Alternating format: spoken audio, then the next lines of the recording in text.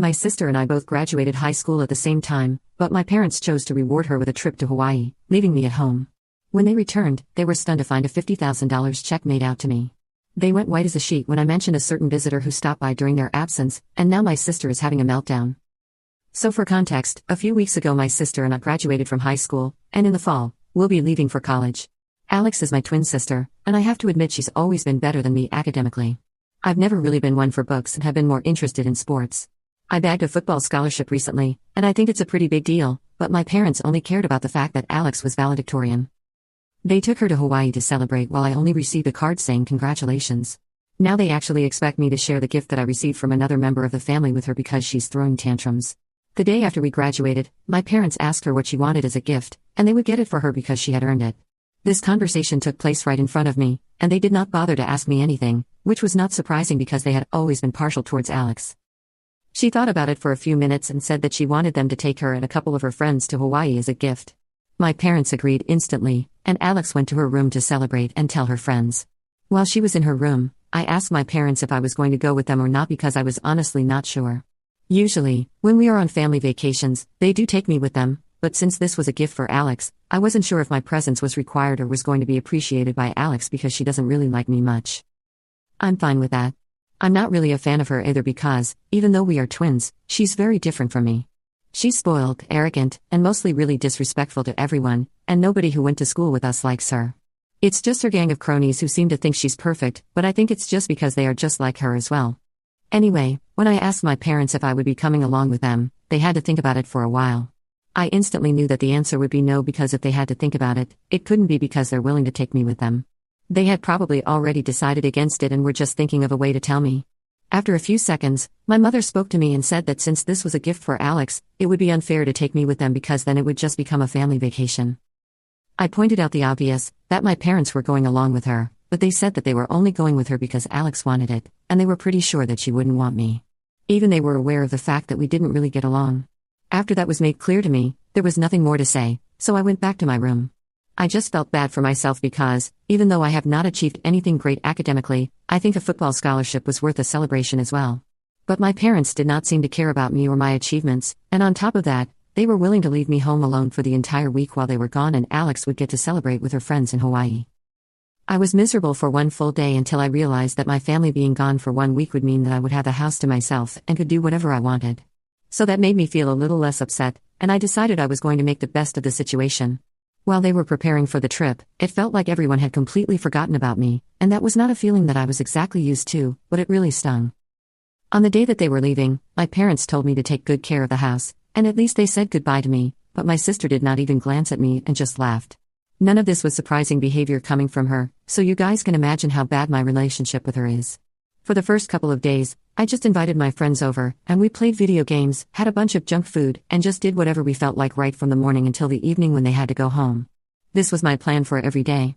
On the final day, I was going to call my friends and tell them that they were free to come over that day as well, but at around 8 o'clock in the morning, I heard the doorbell ringing, and it was way too early for my friends to show up.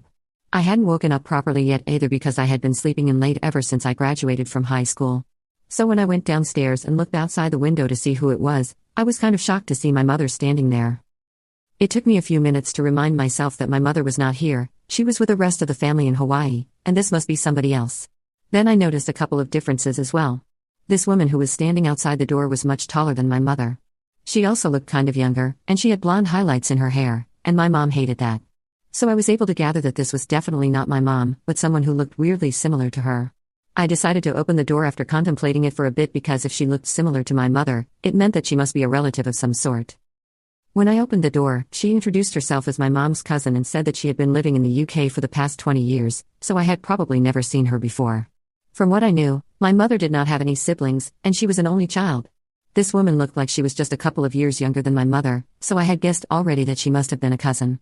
But for a cousin to look that similar to my mom, it was just weird, and I definitely hadn't ever heard of my mom talking about some cousin from the UK. But then again, I don't really speak to my mother that often anyway.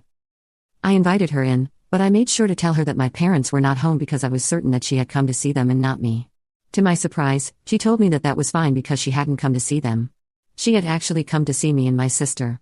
That was another shock for me because I couldn't imagine what she wanted to do with me and my sister. But anyway, I had to tell her that I was the only person who was home when my sister was away. She seemed a bit upset when I said that and asked me where the rest of them were. So I decided to be honest with her because her face just seemed like she could be trusted, and I told her the truth. Like most other people, she was also shocked when she found out that my family had left me back home alone and had taken a trip to Hawaii with my sister to celebrate her high school graduation, even though I had also graduated at the same time.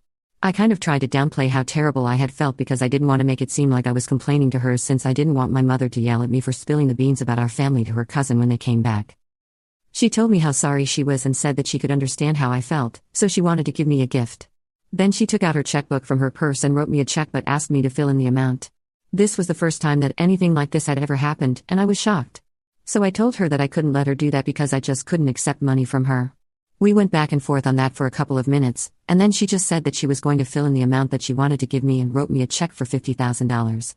I insisted that I couldn't accept that from her because it was a huge amount, something that I couldn't even imagine, but she told me that she just wasn't going to hear it and I had to accept it.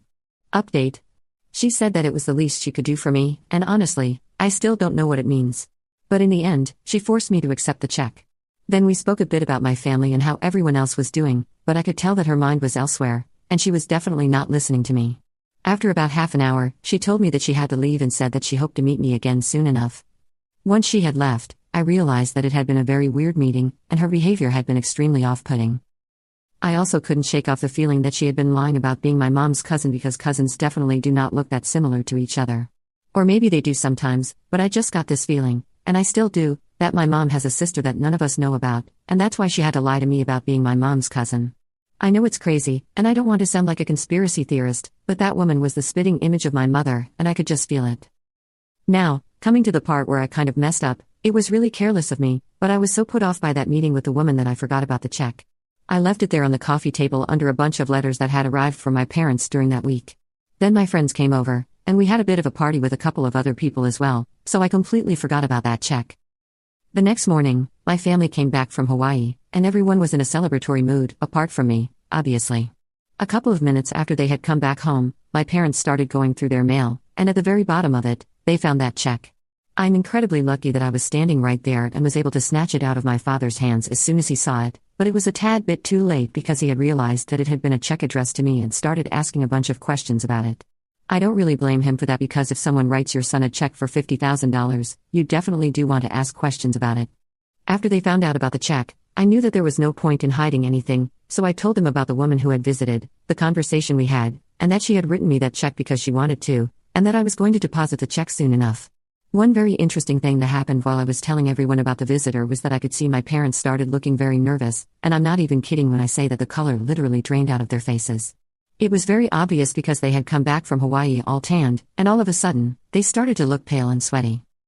I was about to ask my mother who on earth this cousin from the UK was because I could tell there was something that both of them were hiding from us, but before I could do that, thanks to my bratty sister, the conversation was completely derailed. She cannot live without making everything about her, so she obviously picked that very moment to start complaining about how the check had been addressed only to me and said that I should have spoken to that aunt and told her to make it out to both of us instead of just me. I told her that this woman had known about both of us, and she had chosen to address the check to just me on purpose. I then tried to go back to speaking to my parents, but all three of them started talking about the check instead. It was a clear attempt to change the topic of conversation, and it worked because my parents started encouraging my sister to fight with me, and she fell for the bait. Alex eventually started screaming at me to get my attention and said that this was very unfair and that I would have to split the amount with her. That got my attention, and I told her that there was no way on earth I was going to let that happen because she had already received her gift. She wanted a trip to Hawaii with her friends, and that's what she had gotten. Now, this was my gift, so I wasn't obliged to share it with her, just like she wasn't obliged to share her trip to Hawaii with me. I thought it was a fair enough statement, but my parents started egging her on and said that if my aunt had come to visit us, she had obviously intended to give us both a gift. They implied that I must have played the victim card in front of her, and out of pity, she wrote me the check since I must have painted the rest of my family as the villains. Alex bought that story, and honestly, I didn't really have to play the victim card because I definitely was a victim here. I was the victim of a terrible family, and I don't know whether that woman wrote the check out of pity or not, but it had been addressed to me, and I was not going to share it with anyone. So, obviously, that led to a huge fight, and my parents were encouraging my sister to be even more delusional and entitled throughout the conversation.